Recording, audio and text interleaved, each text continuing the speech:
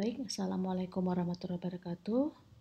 Kita lanjutkan kembali untuk materi words and disambiguation.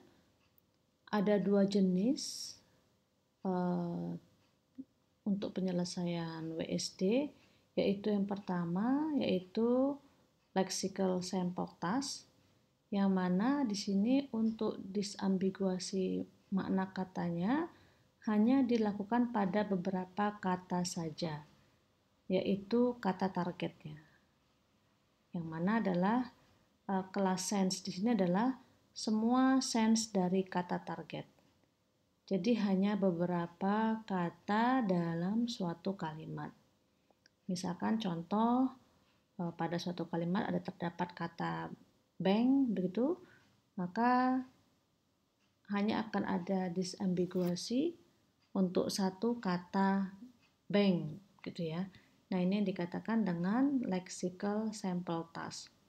Sedangkan yang kedua yaitu all word task, artinya disambiguasi itu dilakukan pada semua kata di dalam teks. Jadi semua kata akan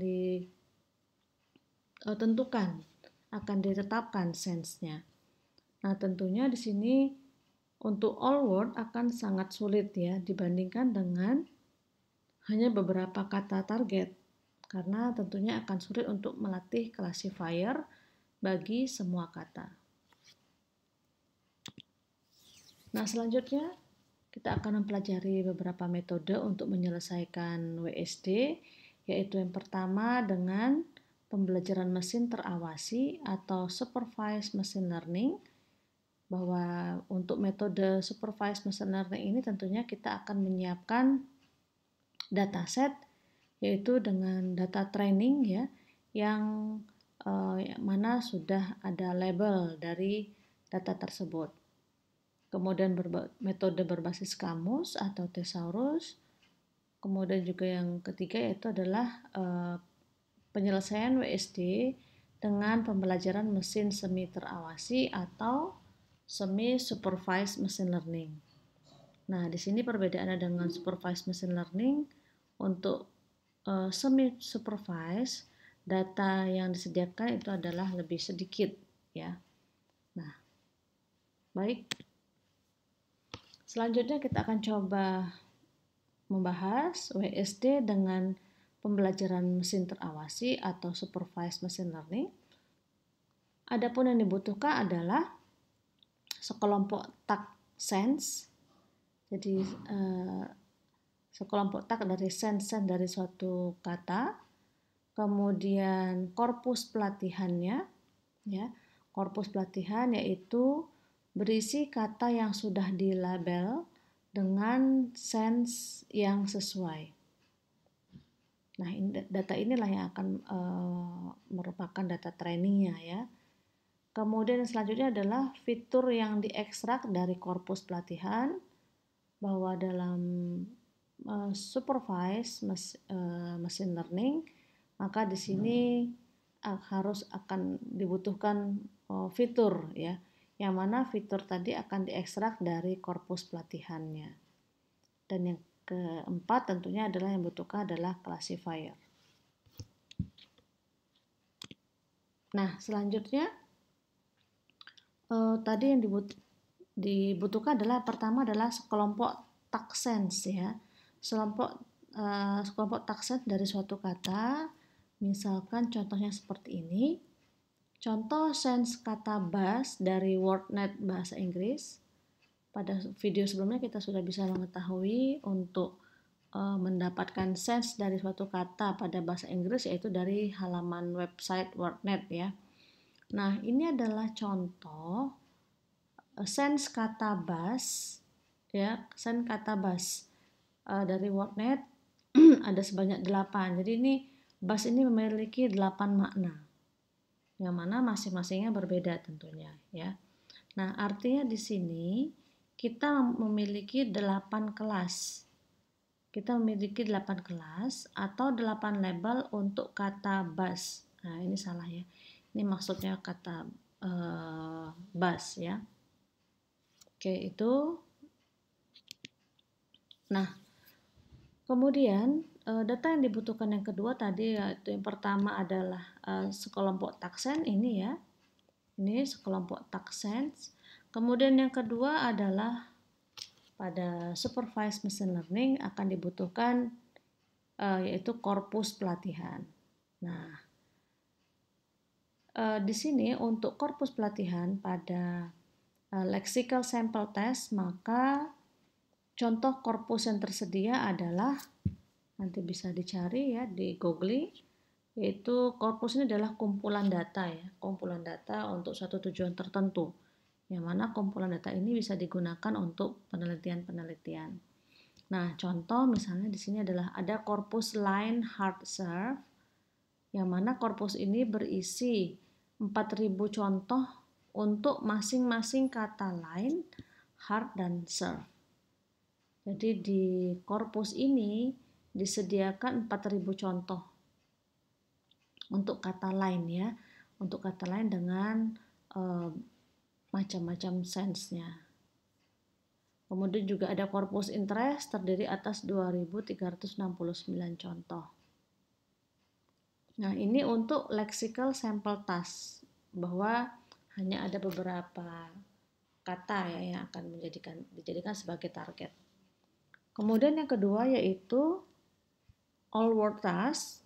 Untuk all word task, contoh korpus yang tersedia adalah yaitu ini ada SEMCOR atau semantic concordance, di mana semua kata open class. Nah, masih ingat tidak di bahasan post tagging yang dikatakan open class?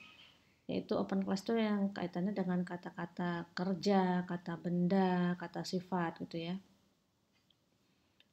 Tidak termasuk kata depan gitu ya. Nah, di sini untuk semantic concordance yaitu adalah merupakan korpus yang mana semua kata dalam satu kalimat itu dilabel dengan sense berdasarkan informasi dari thesaurusnya. Jadi semua kata open class-nya dikasih label. Kalau untuk lexical sample task hanya beberapa ya, hanya satu. Ya, hanya beberapa atau terbatas atau satu, tapi kalau untuk all word di sini semua katanya akan diberi label dengan sense berdasarkan dari thesaurusnya. Ini juga sama, ada korpus sense level 3 ya. Terdapat 2081 kata yang dilabel dengan sense. Nah, ini yang dibutuhkan yang kedua untuk words and disambiguation dengan supervised machine learning ya. Yaitu tadi yang pertama adalah sekelompok taksen ini, kemudian korpus. Nah, selanjutnya yaitu fitur ya. Nah, oke. Nah, ini sebelum masuk ke fitur, ini adalah ilustrasi untuk all word WSD task. Misalkan di sini kita memiliki satu kalimat ya. An electric guitar and bass player stand off to one sides. Kalimatnya seperti ini. Nah, pada all word WSD task, jadi untuk disambiguasi makna kata untuk semua kata dalam suatu kalimat, artinya di sini semua kata akan diberi label. Semua kata yang open class ya, yang open class itu tidak termasuk kata depan ya. Sepertinya n di sini, kemudian n, kemudian off, to, one itu tidak termasuk kata open class. Maka ada kata electric, gitar, bass, player, stand, dan side. Nah, di sini untuk setiap kata tadi, setiap kata open class tadi akan diberikan sense-nya. Jadi misalkan berdasarkan kamus, electric ini memiliki 3 sense misalnya ya. Ini electric 1, ini jadi indeksnya ya dinyatakan dengan superscript di sini electric 1 berarti untuk sense yang pertama untuk electric ya, yaitu using electricity, sense yang kedua yaitu tense, sense yang ketiga yaitu trailing, seperti itu. Jadi ini masing-masing akan dibuatkan labelnya, sense labelnya. Gitar kebetulan hanya satu, bass itu tadi ada banyak ya, bass itu ada banyak, player itu juga ada banyak. stand ini ada 1 sampai 10 malah ya untuk sense-nya. Untuk side sampai 11 malah. Nah, seperti itu untuk ilustrasi all word PSD task ya. Nah, ini adalah cuplikan isi korpus ya dari korpus Semkor. Jadi kalau nanti Anda coba googling, isi korpus itu seperti ini.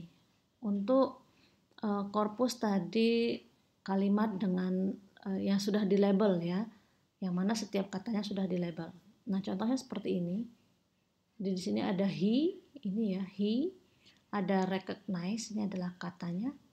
Kemudian ada the, kemudian gesture ya. Nah, di sini di korpus Semkor ini maka yang akan dilabel adalah kata-kata yang open class ya, yang kata kerja, kata benda ya. Sedangkan untuk yang pronoun he, she itu tidak di label, melainkan hanya dibuatkan post tag-nya, part of speech-nya. Misalkan he ini dinyatakan dengan pronoun ya, PRP ya kalau tidak salah ini ya. Kemudian untuk recognize, jadi ini katanya recognize. Nah, recognize ini yang di label ya, yang diberi sense. Ini lemma recognize, jadi ini maksudnya untuk recognize, untuk lemma recognize. WNS ini adalah word sense-nya.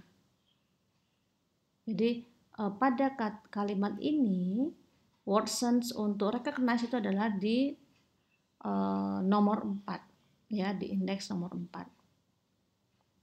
Kemudian the itu tidak merupakan open class, maka ini tidak diberikan sense ya, karena memang sudah jelas ya, tidak perlu diberikan sense lagi. Nah, kemudian gesture ini perlu diberikan sense ya, karena artinya gesture ini memiliki lebih dari satu sense. Jadi ini lemma, gesture, WNSN 1. Jadi untuk kalimat ini gesture itu dengan makna, dengan sense nomor 1. Nah, seperti itu untuk cuplikan isi korpus. Oke, cukup dulu untuk video kali ini. Kita lanjutkan lagi nanti di video berikutnya. Terima kasih.